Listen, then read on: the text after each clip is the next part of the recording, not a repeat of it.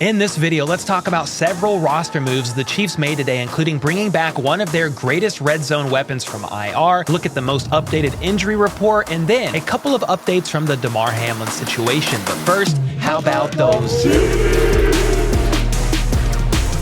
What's up, guys? My name is Cole, and I do daily news about the Kansas City Chiefs. So, if you're new around here, make sure to sub, maybe hit that like button if you're ready for the Chiefs to get a dub against the Raiders this Saturday. Not Sunday, Saturday, finishing the season 14-3. Let's get into this video, starting with some more roster moves that the Chiefs made for the second day in a row. First off, yesterday, the Chiefs placed wide receiver Cornell Powell on the injured list and re-signed wide receiver running back hybrid Geron Ely, who was recently released from the practice squad, but alas, quickly returned. Well, today, a couple more moves were made. Nick Jacobs reported that the Chiefs have signed defensive tackle Daniel Wise to the practice squad and terminated the practice squad contract of wide receiver Bryan Edwards. Bryan Edwards is a Raiders receiver who was signed to the Chiefs practice squad back on November 28th and stayed there for just over a month before getting released to make room for defensive tackle Daniel Wise. Wise played college ball for KU and signed with the Dallas Cowboys practice squad as a UDFA in 2019, and in 2020 found himself with the Cardinals practice squad for a mere 6 days. Then he was released and in 2021 signed with the Washington, whatever their names are these days. He once again was mainly a practice squad guy, getting called up for one game, but then later in the season got signed to the active roster in November of 2021. However, a little more than a month later, he injured his knee and was placed on IR, came back to Washington for the 2022 season, playing in 11 games before being waived just a few days ago on December 31st, 2022. New Year's Eve, and now he finds himself in Kansas City, providing them with some DT depth before the playoff push. And then the moves just keep going, similar to a Kayvon Thibodeau celebration after sacking and injuring QB Nick Foles. Mecole Hardman's 21-day window was set to come to a close today at 3 p.m. Central, meaning the Chiefs needed to either activate him to the 53-man roster or put him on IR for the remainder of the season today by 3 p.m. Well, around 2:30 p.m. or something like that, the Chiefs decided to bring him back to the 53-man roster, which means that they needed to make room for him since the roster was full, and to do that, they placed offensive tackle Geron on waivers, which is a bit surprising to me. I thought maybe they'd opt for one of the defensive ends, Malik Herring or Joshua Kendo, who don't really suit up, but with Darian Kennard and Prince Tega-Wanogho on the roster, as well as the recent return of tackle Lucas Niang, they must feel good about where they are at the tackle position. Therefore, Christian is now on waivers, and if he clears, I would expect the Chiefs possibly sign him back to the practice squad, and yet more practice squad moves will need to be made. So the question now is, what is next for Mecole Hardman now that he's back on the roster? Well, I would imagine he does not play this Saturday against the Raiders and would be listed as an inactive for the day as they continue to prep his body for the postseason push. But if he is active, he will more than likely be on a snap count similar to how Kadarius Toney was when he returned from that hamstring injury, playing a pretty low amount of snaps to test the waters and see how he responds. And the reason why I think that is because last week, Hardman actually had a setback at practice on Wednesday and did not practice Thursday or Friday. Coach Reed said he had a small setback when he tweaked his groin on Wednesday a week ago, and that he was taking things day to day. We'll talk about this more in a bit, but when we look at the injury report, even though he's back, or now that he's back rather, you can actually see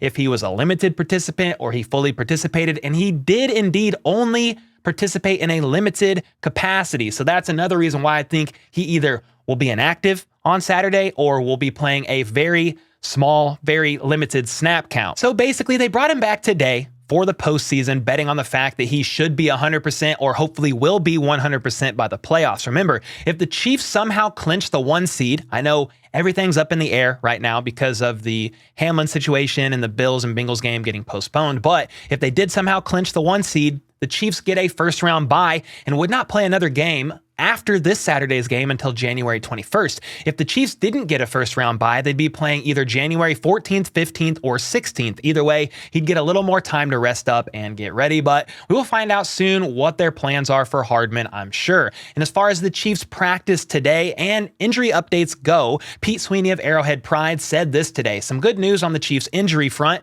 Cornerback L'Jarius Sneed joined wide receiver Mecole Hardman and left guard Joe Thuney at practice on Wednesday, and here's proof of a L'Jarius Sneed return via this nice water painting from ESPN's Adam Teicher. He's quite the freaking artist, let me tell you. Then Pete Sweeney continues, wide receiver Sky Moore was holding a football as he wore a helmet, but it was a little unclear how much he will do today. And then here's what the injury report looks like. Sky Moore was limited, and Coach Reed said his hand is dealing with some swelling still from the laceration he got during the Broncos game. It ended up needing sutures, and I believe is still a bit tender, and then, of course, a bit swollen. Then L'Jarius Sneed was back today, but limited as he's recovering from that hip pointer injury that he sustained in the Broncos game. Next, left guard Joe Thuney has been limited 2 days in a row now as he deals with the re-aggravation, the re-injuring of that ankle injury. I don't know if he's going to play against the Raiders, but we'll see. Maybe tomorrow he's a full participant. They'll test the waters and see what that ankle is able to handle.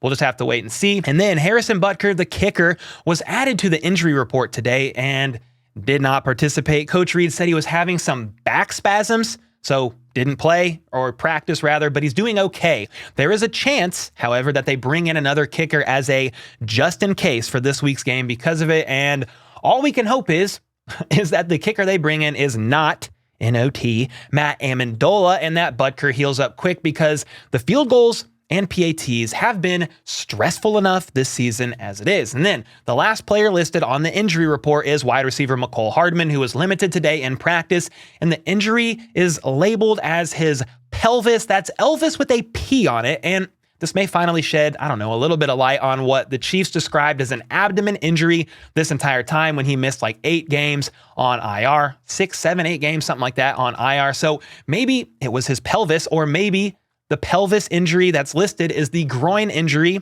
that he tweaked last week and the reason why he missed Thursday and Friday of practice. Not sure, and that's why I make videos in my basement.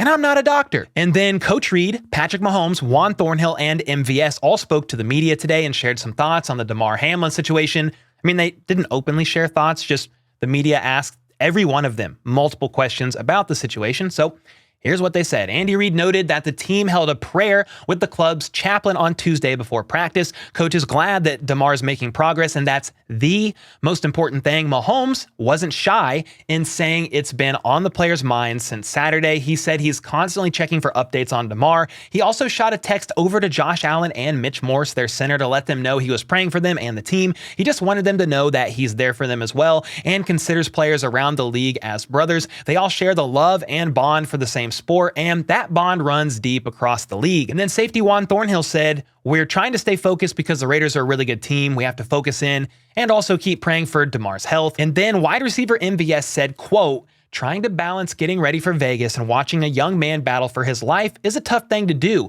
We put our lives on the line every single play. It could be any one of us. I think football players around the country are feeling that.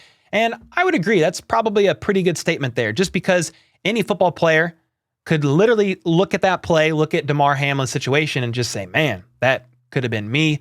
And it was a crazy, fluke situation of a play that really, I don't know that has ever happened, to be honest, but it's still crazy to think about and to try to put yourself in that man's shoes, especially if you are an NFL player yourself. And then here's an interesting thing to note. The Chiefs and Raiders game will be the first game played since the Bills and Bengals game on Monday Night Football. So a lot of attention possibly will be on that game, just with it being the first game played since the suspension or the postponing of the Bills and Bengals game. And then here's a few updates on the Damar Hamlin situation as of today, January 4th, around 4 p.m. Central. The Buffalo Bills tweeted out today that, quote, Damar remains in the ICU in critical condition with signs of improvement noted yesterday and overnight. He is expected to remain under intensive care as his health care team continues to monitor and treat him. And then apparently Damar's uncle claimed that he was resuscitated twice, once on the field and once again in the hospital. But a family spokesperson told the media today that it was indeed only one time. It was just on the field. They did not have to do that again at the hospital. And again, as the Bills tweeted out, the family spokesperson said tests and signs overnight are now pointing in a positive direction. He has no real medical updates that he's even allowed to share, but that the process may take quite some time. But again, they saw positive signs last night. And at this point, I mean, that's all you can really hope for. The chief medical officer of the NFL, Dr. Alan Sills, he spoke today and gave props to the first responders on scene for the quick and decisive action made on the football field immediately after Damar's collapse. And then it looks like he didn't want to address the cause of Hamlin going into cardiac arrest pending further investigation, but cordis, I'm not a doctor, sorry I butchered that word, certainly is possible. Regardless of cause, he emphasized rapid response is key in any event like this. And as far as what the heck the league is going to do with this game, with the suspension of the Bengals and Bills game, Mike Garofalo reported, quote, NFL EVP Jeff Miller says conversations about the status of Bills-Bengals are ongoing. Decision coming in the next few days. Troy Vincent says the focus has been on Damar Hamlin, and they've just begun speaking about possible scenarios, and apparently everything is being considered. They'll lean on the guiding principles from COVID, including values of winning and winning percentage. They will need to give the commissioner suggestions if the game is not resumed. So again, they're exploring all options. There's a bunch of scenarios that could play out there. The Bengals being given the win is a thought because they were winning at the time the game got postponed. Could be a tie. The Bills could choose to forfeit, or what they were exploring as a possibility a moment ago that I explained, they could use win percentage instead of straight up wins and losses. I don't know. There's nothing solid or set in stone here, so I don't really want to go down the rabbit hole of what they could or what they should do, as here within the next couple of days, they're going to let us know. So we'll wait and see. Something's going to be announced this week or probably this weekend at the latest. For now, we got to set our eyes on this Saturday as the Chiefs get ready to play the Raiders for the last week of the regular season. And you guys got to definitely let me know your thoughts on today's video, the return of Mecole, the roster moves made, as well as the Damar Hamlin situation and how the game should possibly be handled and how the seeding should look if the Chiefs won this Saturday. And until next time, let's go. Let's freaking go. How about those?